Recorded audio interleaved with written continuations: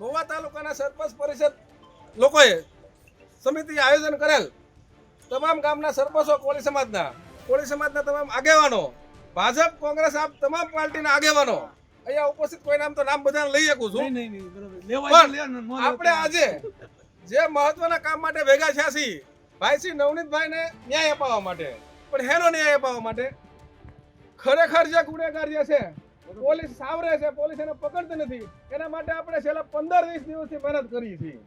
પરિણામ ઝીરો, પરિણામ આ સુધી કોઈ એવું નથી.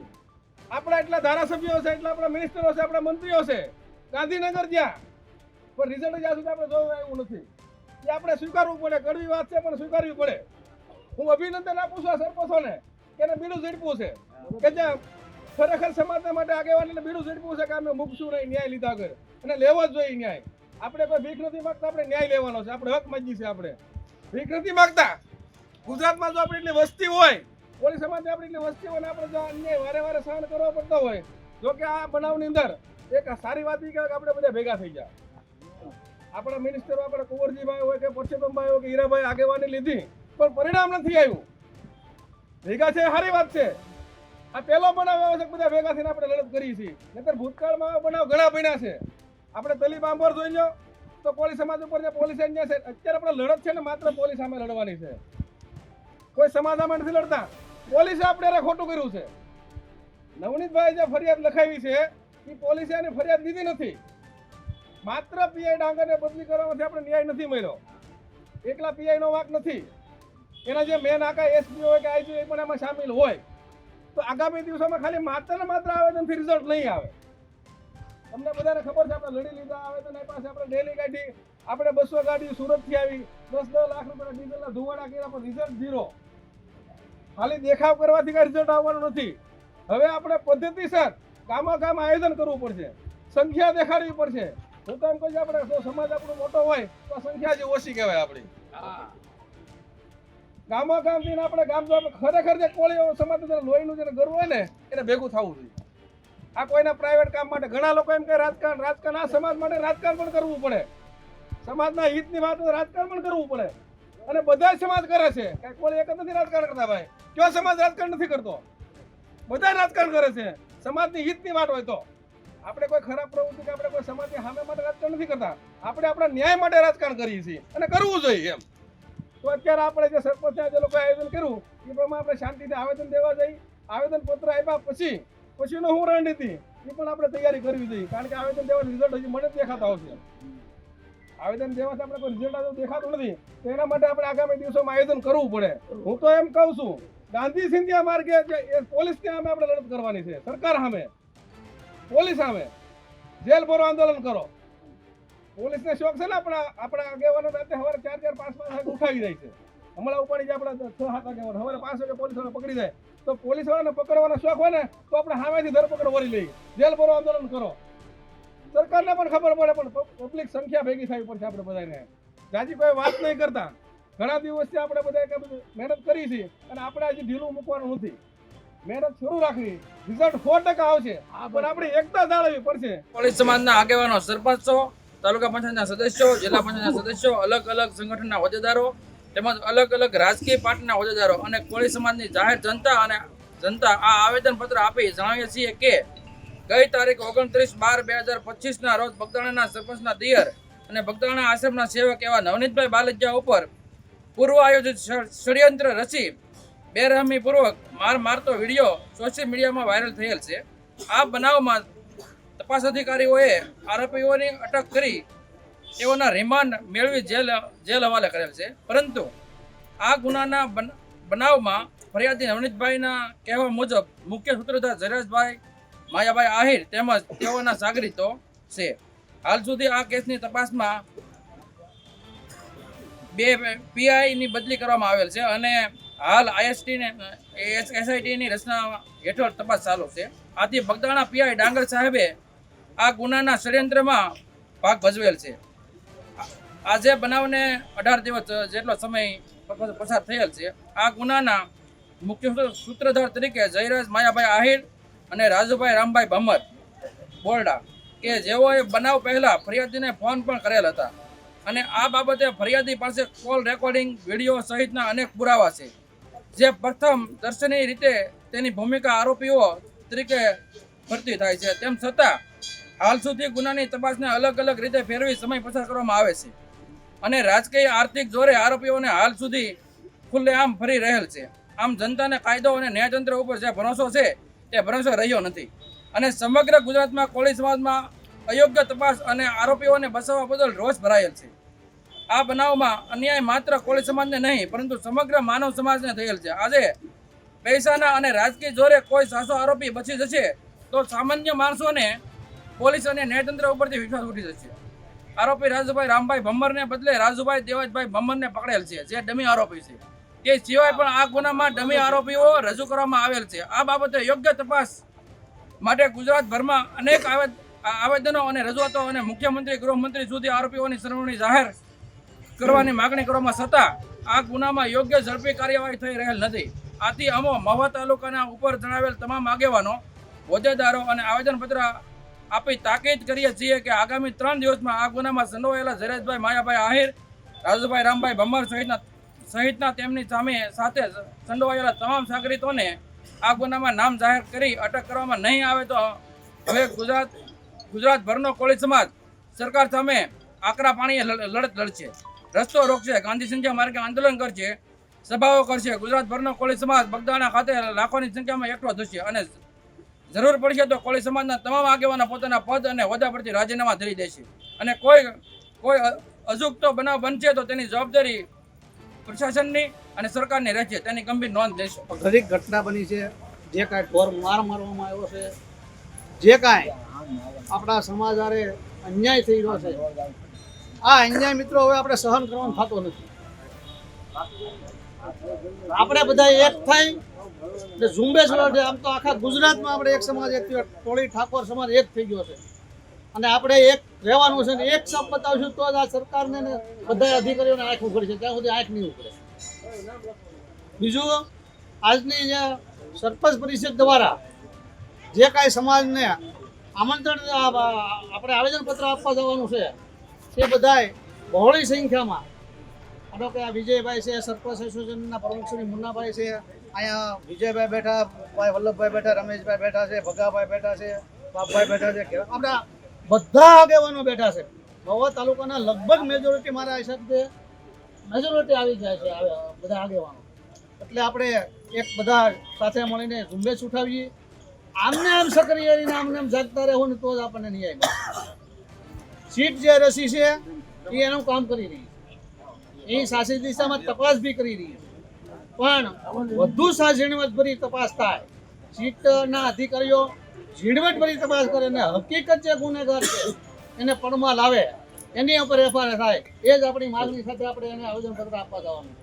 આજે બહોળી સંખ્યામાં આપણે મામલતદાર કચેરીએ બધા સાથે મળીને આવેદનપત્ર આપવા જઈશું.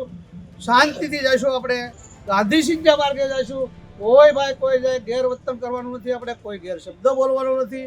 આપણે મામલતદાર ઓફિસે શાંતિથી એકદમ અહીંથી હાલતા તો જવાનું, ચાલતા મામલતદાર ઓફિસે જઈશું, આવેદનપત્રો આપશું. સમાજને વિનંતી કરું કે કોઈ કાંઈ પણ ઘટના ન બને, આ ખૂબ મોટો ડાયવર્ટ ન થાય, એ માટે આપણે શાંતિથી આવેદનપત્ર બહોળી સંખ્યામાં જઈશું. કે અમારા આગેવાનો, આપણા સમાજના આગેવાનો કોઈ હજી મોઢું હંતાડતા હોય તો અહીંયા બેઠેલા બધા યાદ રાખજો, સમાજ જ્યારે ચૂંટણી લડતા હોય ને ત્યારે સમાજ તમને તમારે સમાજના કામ માટે એ તમને સીટ માટે બેહાડતા હોય છે.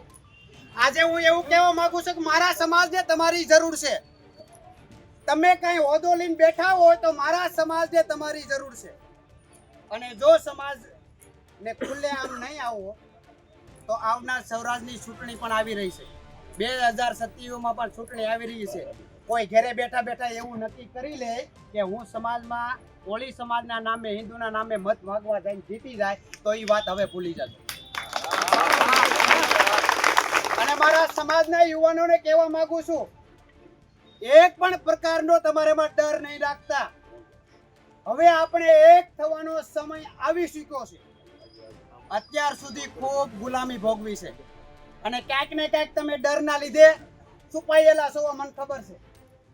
અને કેમ છુપાયેલો છે મને ખબર છે, પણ હું તમારી સમક્ષ મીડિયાના સમક્ષ કહેવા માંગુ કે 2 કરોડથી અધિક કરોડ આ ગુજરાતની અંદર કોળી સમાજ વસેલો છે. મોટામાં મોટો ન્યાય હોય ને તો કોળી સમાજનો છે. એટલે હજી ઘણા બધા આપણને ઠેરવવા માંગે છે કે 15 દી મહિનો દી ધીમે ધીમે કાઢી નાખે તો આપણો સમાજ છે ઈ શાંત થઈ જાય અને સમાધાન થઈ જાય. અમારે અમારો ન્યાય જોઈએ છે. અમારે અમારો નવનીતભાઈનો ન્યાય જોઈએ. ત્યાં સુધી કદાચ આવા 3 મહિનાની 100 મહિના આવી જાય ને તો લડત મૂકવાના નથી. અને આ ખાલી એડવર્ટાઇઝ સમજી લેજો, બાકી કોળી સમાજને લાખોની કરોડોની સંખ્યામાં ભેગા થતા વાર નહીં લાગે. બરોબર? પણ અમારા દિગ્ગજો નેતાઓની વાટે છે, અમને એક હુકમના વાટે છે, બાકી અમારા દિગ્ગજ નેતા હુકમ કરે તો ગમે ત્યાંથી કાઢી લઈ આવી.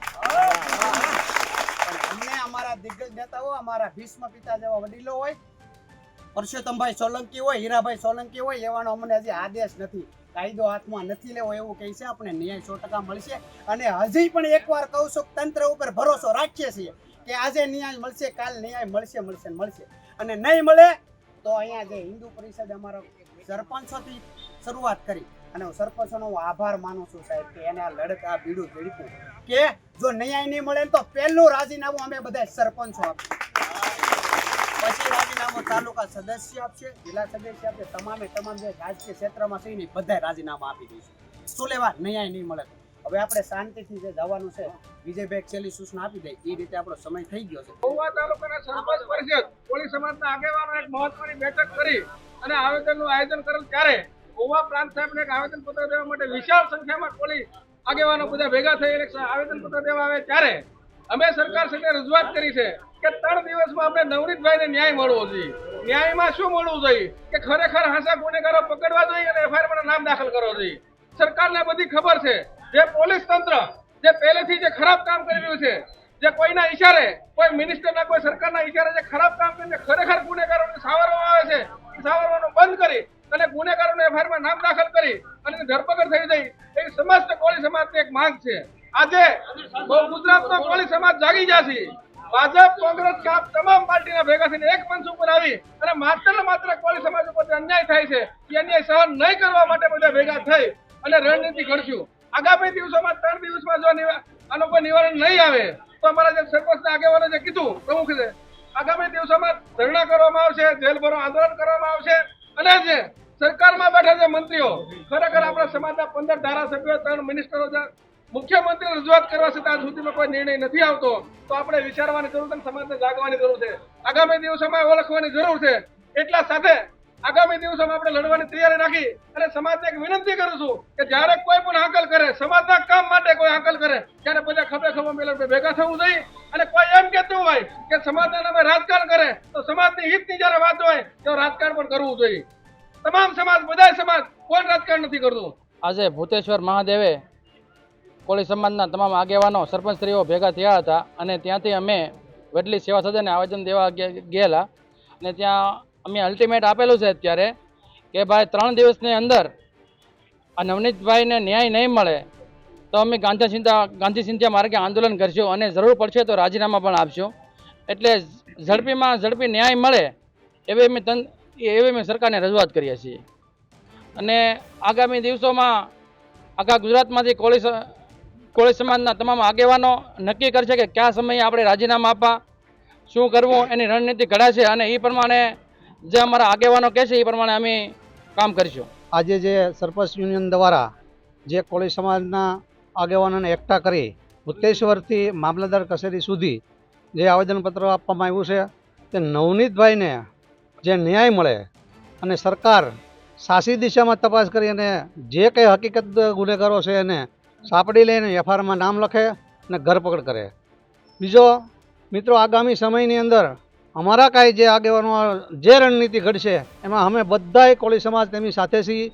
અને જે કાંઈ આગામી પ્રોગ્રામો જે બનાવવામાં આવશે એમાં જે વિજયભાઈએ કીધું છે તે રીતના આખા જેટલા જે કાંઈ પ્રોગ્રામો બનશે એમાં તમામ કોળી સમાજ અમે સાથે રહી અને આગળ વધશું. આજે વડલી સેવા સદન ખાતે આવેદન પાઠવવામાં આવ્યું છે કે આજે 18 દિવસ થઈ ગયા તેમ છતાં નવનીતભાઈને ન્યાય માટે બધાને અમારે આંદોલન કરવું પડે છે. તે ખરેખર અમારી માટે બહુ એમ કહેવાય કે સરકાર માટે બહુ શર્મજનક બાબત કહેવાય કે આજના સમયની અંદર જો ખરેખર માનવજાતને ભરોસો હોય તો એ માત્ર એક જ છે, ન્યાયતંત્ર. અને જો ન્યાયતંત્ર જો આવી રીતે કામ કરશે તો આખી માનવ જાતને સરકાર અને ન્યાયતંત્ર ઉપર ભરોસો નહીં રહે.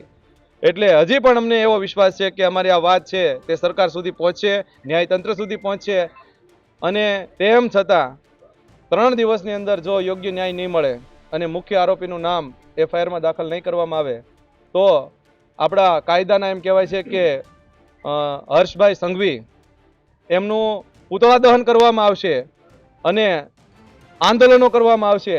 તે બાબતે સરકારે નોંધ લેવી, નહીતર 3 દિવસની અંદર અલ્ટિમેટ આપી અને દરેક કાર્યક્રમો કરવામાં આવશે. અને સામૂહિક સમગ્ર ગુજરાતમાંથી પછી અમારો જે કોળી સમાજ જે નિર્ણય લે આગામી દિવસોમાં, તેમ ભારતીય જનતા પાર્ટીમાંથી સામૂહિક રાજીનામા આપશું. ગ્રામ પંચાયત હોય, તાલુકા પંચાયત હોય, જિલ્લા પંચાયત હોય, નગરપાલિકા હોય, કે પછી ભારતીય જનતા પાર્ટીમાંથી કાર્યકર્તા હોય, કે પછી